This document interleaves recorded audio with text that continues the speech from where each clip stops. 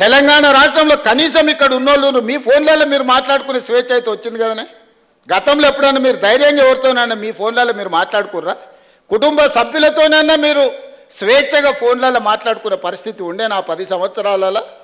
ఇవాళ మీకు ఏం చేసినా చేయకపోయినా మీ స్వేచ్ఛ మీకు వచ్చింది కదా, మీరు కులాసగా మాట్లాడగలుగుతున్నారు కదా.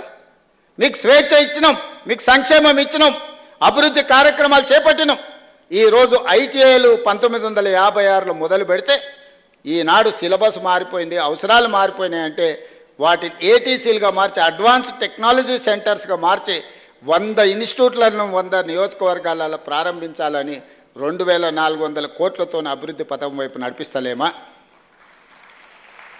ఈరోజు ఒక పక్కన సాంకేతిక నైపుణ్యం అవసరం ఉన్నది, ఇంకొక పక్కన సంవత్సరానికి 1,10,000 ఇంజనీరింగ్ విద్యార్థులు ప్రతి సంవత్సరం పాస్ అవుతారు. కానీ ఇక్కడ పరిశ్రమల అవసరానికి వీళ్ళు చదువుకు పొంతన లేదు. There is a gap between demand and supply. అందుకే ఆలోచన చేసి ఈరోజు స్కిల్ యూనివర్సిటీస్ని పెట్టినాం. యంగ్ ఇండియా స్కిల్స్ యూనివర్సిటీ మనం ప్రారంభించుకున్నాం. ప్రతి విద్యార్థికి సాంకేతిక నైపుణ్యాన్ని నేర్పాలి, చదువుకునేటప్పుడే శిక్షణ ఇవ్వాలి. వాళ్ళకి ఏ కోర్సు నేర్చుకుంటే వాళ్ళకు ఉద్యోగం వస్తుందో వాటినే అక్కడ నేర్పించాలి. ఆ నేర్పించడానికి ఆ సంస్థలకే అవకాశం ఇవ్వాలి అని చెప్పి ఈరోజు యంగ్ ఇండియా స్కిల్స్ యూనివర్సిటీని మనం ప్రారంభించుకున్నాం. యంగ్ ఇండియా స్పోర్ట్స్ యూనివర్సిటీని అకాడమీని ఈరోజు మనం ప్రారంభించుకున్నాం. 140 కోట్ల జనాభా ఉన్న ఈ దేశానికి ఒలింపిక్స్లో ఒక బంగారు పథకం రాలేదు అని అంటే ఇది అవమానం కాదా ఈ దేశానికి, రాష్ట్రానికి అని ఆలోచన చేసి ఈరోజు యంగ్ ఇండియా స్పోర్ట్స్ యూనివర్సిటీని, అదేవిధంగా యంగ్ ఇండియా స్పోర్ట్స్ అకాడమీని ఈరోజు మనం ప్రారంభించుకున్నాం. అందుకే మిత్రులారా, ఈ 15 నెలలు మాకు నిద్రలేని రాత్రులు ఎన్నో గడిపినాం. నేను నా సహచర మంత్రివర్గ సభ్యులు దారిలో పెట్టడానికి, గాడిలో పెట్టడానికి ప్రయత్నం చేస్తున్నాం. మీ అందరి సహకారం ఉండాలి. ముఖ్యంగా ఈ వేదిక మీద నుంచి ఆర్టీసీ కార్మికులకు నేను విజ్ఞప్తి చేస్తున్నా, పంతాలు పట్టింపులకు పోకండి. ఇప్పుడిప్పుడే కుదురుకుంటున్నాం. ఏదైనా విషయాలు ఉంటే మా మంత్రి గారితో చర్చించండి. చేయగలిగింది ఏదున్నా చేస్తాం, లేదా రాష్ట్ర ప్రభుత్వానికి వస్తున్న ఆదాయం మీ చేతికే ఇస్తాం. ప్రతి నెల ఈ రాష్ట్ర ప్రభుత్వానికి వస్తున్న ఆదాయం 18,500 కోట్ల రూపాయలు. ఇందులో 6,500 కోట్ల రూపాయలు అప్పులకు కడుతున్నాం. 6,000 కోట్ల రూపాయలు జీత భత్యాలు పెన్షన్లకు ఇస్తున్నాం. దాదాపుగా 13,000 కోట్ల రూపాయలు తీస్తే మా చేతులు ఉన్నాయి 5,500 కోట్ల రూపాయలు. ఇందులో మీకు ప్రతి సంక్షేమ పథకం అమలు చేయాలి. కనీసం 22,500 కోట్ల రూపాయలు ఉంటే ప్రతి నెల ప్రాథమిక అవసరాలు తీర్చుకోగలుగుతాం. కాంట్రాక్టర్లకు బిల్లులు ఇవ్వాలంటే నెలకు నాకు 30,000 కోట్ల ఆదాయం కావాలి. మరి ఈరోజు 12,000 కోట్ల ఆదాయం తక్కువ ఉంది. నా అవసరాలకు, నా ఖర్చుకు ఒక కుటుంబంలో ఒక కార్మికుడు నెల జీతాన్ని తీసుకుంటే ఇంటి అద్దె, పిల్లల చదువులు, దవాఖాన ఖర్చులు, అదేవిధంగా ఇతర అవసరాలు అన్నీ లెక్కేసుకొని ఒక పాలకెంత, నీళ్ళకెంత, ఉప్పుకెంత, పప్పుకెంత, మంచి నూనెకెంత, భార్య బిడ్డలకెంత, అమ్మా నాయనకు వైద్యానికి అవసరమైతే ఏం ఖర్చు అని అన్నీ లెక్కేసుకొని బడ్జెట్ పద్మనాభంలాగా నెల జీతాన్ని ఎట్లా ఒక కార్మికుడు లెక్కేసుకుంటాడో తెలంగాణ రాష్ట్ర ముఖ్యమంత్రిగా ఇదంతా మన కుటుంబం అనుకొని నేను లెక్కలేసుకున్న లెక్కలని మీ ముందర పెడుతున్నా. ఏ కార్మిక సంఘాల నాయకులకైనా నా విజ్ఞప్తి ఒకటే, ఆర్థిక మంత్రిని, ప్రధాన కార్యదర్శిని, అదేవిధంగా ఫైనాన్స్ సెక్రటరీని అందరినీ మీ దగ్గర కూర్చోబెడతా. వచ్చే ఆదాయం మొత్తం మీ చేతిలో పెడతా. ఏదాపమంటారో ఏడ ఖర్చు పెట్టమంటారో మీరే చెప్పుర్రి. అనా పైసా కూడా నేను ఇంటికి తీసుకెళ్ళను, ఒక్క పైసా కూడా అవినీతికి పాల్పడను. నేను మీకు మాట ఇస్తున్నా. మీరే చెప్పండి, మీరే ఒక అడ్వైజరీ బోర్డు పెట్టుకోండి, మీరే సూచన చేయండి. ఇప్పుడిప్పుడే పట్టాలెక్కుతున్న ప్రభుత్వాన్ని మళ్ళీ సమ్మెల పేరు మీద ఇతర కారణాల చేత ఏదైనా మనం అనుకోని తప్పు జరిగితే ఇక మళ్ళీ పునరుద్ధరించడానికి కూడా అవకాశం లేని పరిస్థితులు ఉన్నాయి. మనకు అప్పుడప్పుడు ఆరోగ్యం బాగాలేనప్పుడు పథ్యం పాటిస్తాం. చాలామంది ఊర్ల నుంచి వచ్చిన వాళ్ళు ఉన్నారు కదా, ఊర్లలో పెద్ద మనుషులు అంటారు కదా, కొంచెం పథ్యం ఉండాలని అని. కొంచెం ఆరోగ్యం బాగాలేనప్పుడు చికెన్ మటన్ తినొద్దు, నూనె వస్తువులు తినొద్దు అంటారు కదా, కొంచెం వెజిటేరియన్ తిను అంటారు కదా. రాష్ట్ర ఆర్థిక వ్యవస్థ కూడా ఆరోగ్యం బాగలేదు అందుకే మనం వెజిటేరియను, పండ్లు ఫలాలు కూరగాయలు తిని కొంతకాలం కొంత జాగ్రత్తగా ముందుకెళ్ళాలి. మనకు ఆరోగ్యం బాగాలేనప్పుడు ఏమంటారు, పండ్లు తినుండ్రి ఇడ్లీ తినుండ్రి కొంచెం జాగ్రత్తగా ఉండుర్రి అని అంటారు కదా. రాష్ట్ర ఆర్థిక ఆరోగ్యం కూడా బాగలేదు. అందుకే మీరు అందరు సహకరించండి. మీరు మా కార్మిక సోదరులు, మీరు మా కుటుంబ సభ్యులు, మీరు కొట్లాడితేనే తెలంగాణ రాష్ట్రం వచ్చింది. మీరు మద్దతు ఇస్తేనే ఈ ప్రభుత్వం ఏర్పడ్డది. ఈ ప్రభుత్వం ఏర్పడ్డదంటే మా గొప్పతనం కాదు, అందులో మీ కష్టం ఉంది, మీ శ్రమ ఉంది, మీ కృషి ఉంది. మేము వేరు మీరు వేరు అని ఏ రోజు నేను అనుకోలే. మీలో ఒక్కరిని, మీ కుటుంబ సభ్యుని, మీ సంక్షేమం కోసం, మీ అభివృద్ధి కోసం, మీ భవిష్యత్తు ప్రణాళికల కోసం మీ ముఖ్యమంత్రిగా, మీ సోదరుడిగా పనిచేయడానికి నేను సిద్ధంగా ఉన్నా. నాకు ప్రతి నెల వస్తున్న ఆదాయం 18,500 కోట్ల రూపాయలు. ఈ 18,500 కోట్ల రూపాయలు మీ చేతుల్నే పెడతా. బ్యాంకులకు కట్టుండి నా ఉద్యోగస్తులకు ఇచ్చే జీతాలు వాళ్ళకి ఇయ్యండి, రిటైర్ అయిన వాళ్ళకి పెన్షన్ ఇయ్యండి, మిగతాది ఏడ ఖర్చు పెట్టమంటారో మీరే చెప్పుండ్రి. సన్నబియ్యానికి ఇద్దామా, ఉచిత కరెంటుకి ఇద్దామా, ఆర్టీసీ బస్సుకి ఇద్దామా, షాది ముబారక్ ఇద్దామా, కళ్యాణ లక్ష్మికి ఇద్దామా, లేకపోతే ఇంకేదైనా ఆడంబరాలు చేసుకుందామా, మీరు ఎట్లా చెప్తే గట్లనే రాష్ట్ర ప్రభుత్వాన్ని నడపడానికి నేను సిద్ధంగా ఉన్నా. దీంట్లో అబద్ధాలు లేవు. ఎవరైనా ఇంతకు మించి చెప్తే లెక్కలైనా మీరు చూడండి. మొత్తం అందరిని పిలిచి కూర్చోబెట్ట. మీరే ఒక సింగరేణి నుంచి, ఆర్టీసీ నుంచి, విద్యుత్ శాఖ నుంచి, అసంఘటిత కార్మికుల నుంచి మీరు ఒక కమిటీ వేసుకోండి. మీ ముందల మొత్తం లెక్కలన్నీ ముందల పెడతా. మరి ఆ లెక్కల ప్రకారం ఎట్లా నడుపుకుందామో ప్రభుత్వం చెప్పండి. ఇవాళ ఎవడో కూడా వచ్చి చెప్తాడు, జర మంచిగా ఉన్నాం, బాగానే ఉన్నాం, సంతోషంగా ఉన్నాం, కనీసం 1వ తారీఖు కాకపోతే 6వ తారీఖు నాన్న జీతాలు వస్తున్నాయి, తెలంగాణ గొప్పగా పరిపాలించిన అన్నాడు. 10 ఏళ్ళనే అన్నాడు, 1వ తారీఖు నాడు జీతాలు ఇచ్చిండు. ఆ సోదరులారా, ప్రభుత్వ ఉద్యోగస్తులను గుండె మీద చేసుకొని చెప్పమని. ఎన్నడన్నా ఆర్థిక పరిస్థితి బాగుంటే ఈ ప్రభుత్వం కోసం 30 రోజులు పనిచేసే కార్మికుడు కానీ, ఉద్యోగి కానీ నెల జీతం మీదనే జీవితాన్ని గడిపే వాళ్ళకు 1వ తారీఖు నాడు ఎన్నడన్నా జీతం ఇచ్చిండు ఆ 10 ఏళ్ళలా. కానీ మీ సోదరుడు ముఖ్యమంత్రి అయిన తర్వాత ప్రతి నెల ప్రభుత్వ ఉద్యోగస్తులకు జీతం పడుతుందా లేదా మీరు చెప్పండి. మీరు ఆలోచన చేయండి. మీరు గుండె మీద చేయి పెట్టుకొని చెప్పండి. ఆనాటికి ఈనాటికి ఉన్న తేడాను ప్రజలకు వివరించండి. ఉన్నది ఉన్నట్టు మీకు చెప్తున్నా. ఏది దాచిపెట్టే అవసరం నాకు లేదు. అబద్ధాలతోని రాజకీయం నడవదు. నేను అబద్ధాల ప్రాతిపదికన పరిపాలన చేయదలుచుకోలేదు. కష్టమైన, నిష్ఠూరమైన, వినడానికి కొంత కఠినంగా ఉన్నా ఉన్నది ఉన్నట్టు మీకు చెప్పదలుచుకున్నా. మా పొన్నం ప్రభాకర్ గారు ఎట్లనైనా ఈ సమ్మెను వాయిదా వేయించాలి, ఎట్లా చేయాలి, ఏదో ఒకటి ఇప్పటికాడికి ఒప్పుకుందాం అంటుండు. ఒప్పుకుంటే అబద్ధమే అవుతుంది. ఏనో దగ్గర ఒకటి ఆపాలి. ఏది ఆపాలనో మీరే చెప్పుర్రి.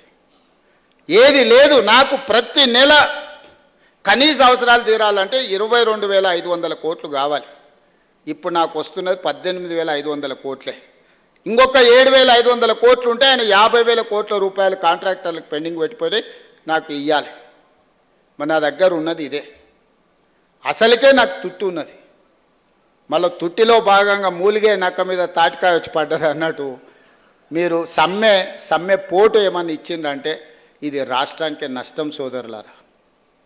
మీరు వేరే వాళ్ళు కాదు, మీరు మా కుటుంబ సభ్యులు. మీరే కూర్చోండి, మాట్లాడదాం. రాండి, మంత్రితో మాట్లాడండి, శాఖలు అందరినీ పంపిస్తా. నేను కూడా కూర్చుంటా.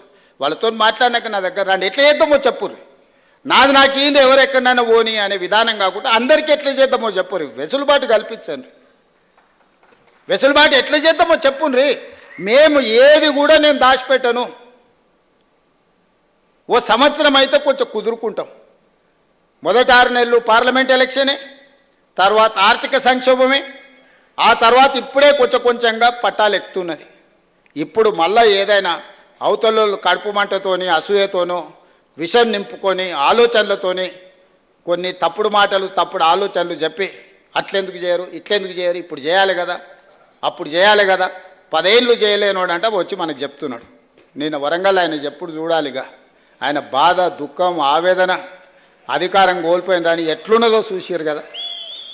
గంత విషం ఉంటుందా 40 ఏళ్ళు అధికారం అనుభవించినోనికి? ఎంత విషం కక్కుతున్నాడు. కడుపు నిండా విషమే, ఇంకో ఆలోచనే లేదు. అరే పిల్లలు చేస్తురా, మరి కొంత సమయం ఇవ్వాలి కదా. 10 ఏళ్ళు మాకు కూడా ఇచ్చారు, వాళ్ళకు 4 ఏళ్ళు ఇరి చేయని, మేము కూడా సహకరిస్తాం. మేము కూడా నా అనుభవం ఉంది, సూచన చెప్తా. గిట్ల కాదు గట్ల చేయండి.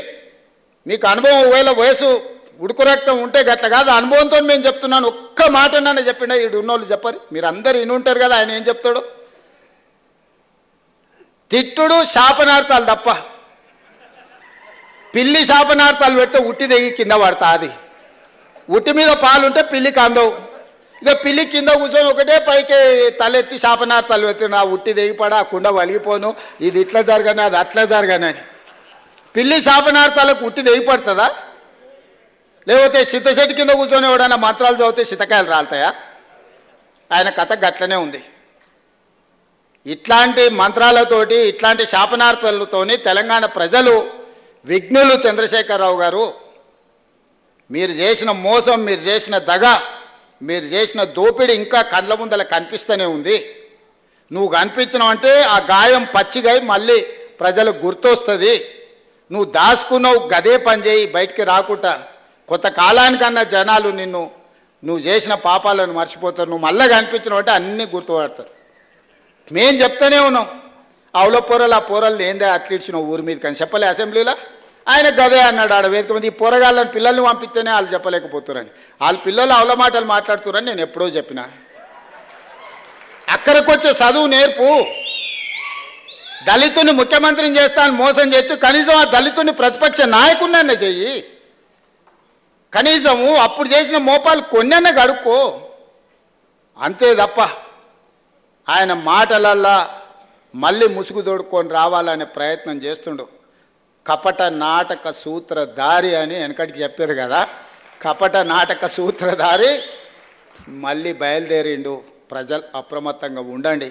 కార్మిక సోదరులారా, మేడేనాడు నేను మాటిస్తున్నా, ఏ వెసులుబాటు ఉన్నా ప్రతి రూపాయి మీ సంక్షేమం కోసం, మీ అభివృద్ధి కోసం, మీ పిల్లల చదువుల కోసం ఖర్చు పెట్టే బాధ్యత నాది.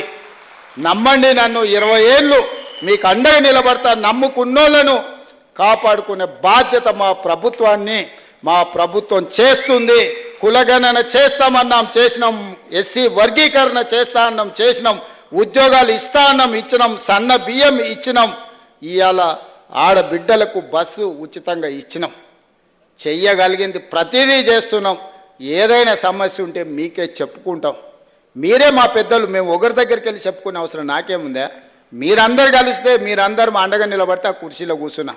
మా తాతలు ఇచ్చిన ఆస్తి కాదు ఆ కుర్చీ, మీరిచ్చిన కుర్చీ. మీకే చెప్పుకుంటే ఏమన్నా ఉంటే ఎవ్వరు ఏం అనుమానం పెట్టుకోకండి. ఏడికి వెళ్తే ఆడికొచ్చి కూర్చుంటా, మీ మధ్యలోనే కూర్చుంటా. నాకున్నది ఏంటంటే నా దగ్గర ఏం గుంజుకుంటారు? ఏముంది నా దగ్గర మీరు గుంజుకోనికే? ఏదైనా ఉంటే చెప్పుకుంటారు. చెయ్యాలనే చిత్తశుద్ధి నాకుంది. చేయగలిగింది ఉంటే అక్కడికక్కడనే చేసి వస్తా. అందుకే ఈ ప్రభుత్వం మీది మంచిగా నడుపుకుందాం. వాడో వీడో మన మీద విషపు సూపులతోటి అంటారు కదా, కళ్ళల్లో ఏదో ఉన్నదని.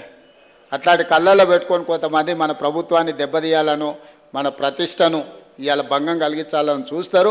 కేంద్ర ప్రభుత్వానికి కూడా తెలంగాణ మోడల్ తప్పలేదు. తెలంగాణ మోడలే ఈరోజు కేంద్ర ప్రభుత్వం తీసుకోవాల్సి వచ్చింది. తెలంగాణని ఈ దేశానికి రోల్ మోడల్ అని చెప్పి నేను చెప్పదలుచుకున్నా. అందులో మీరే భాగస్వామి. రేపు వచ్చే మన గిగ్ వర్కర్స్ పాలసీ ఈ దేశానికే రోల్ మోడల్ అవుతుందని నేను చెప్పదలుచుకున్నా. కార్మిక చట్టాలను సవరించి కార్మికులకు రక్షణ కల్పించి కార్మికులను ఆదుకునే విధానాన్ని ఎప్పుడైతే తెలంగాణ రాష్ట్రం తెస్తుందో అది తెలంగాణకి మోడల్ అవుతుంది. కేటగరైజేషన్లో మనమే నెంబర్ 1, కులగణలో మనమే నెంబర్ 1, గిగ్ వర్కర్స్ పాలసీలో మనమే నెంబర్ 1, ఆర్టీసీ బిడ్డలకు ఉచిత బస్సులో మనమే నెంబర్ 1, ఈ రాష్ట్రంలో శాంతి భద్రతలను కాపాడడంలో దేశంలోనే మనమే నెంబర్ 1, నిత్యావసర వస్తువుల ధరలను నియంత్రించడంలో మనమే నెంబర్ 1, నిరుద్యోగ సమస్యను పరిష్కరించడంలో మనమే number 1. Telangana is number 1. Telangana is rising తెలంగాణని ఎవడు ఆపలేడు. ఎవడైనా ఆపాలనుకుంటే వాళ్ళ కాళ్ళు, వాళ్ళ కళ్ళు, వాళ్ళ చేతులు కాలిపోతాయని తెలియజేస్తూ మీ అందరి దగ్గర సెలవు తీసుకుంటున్నా.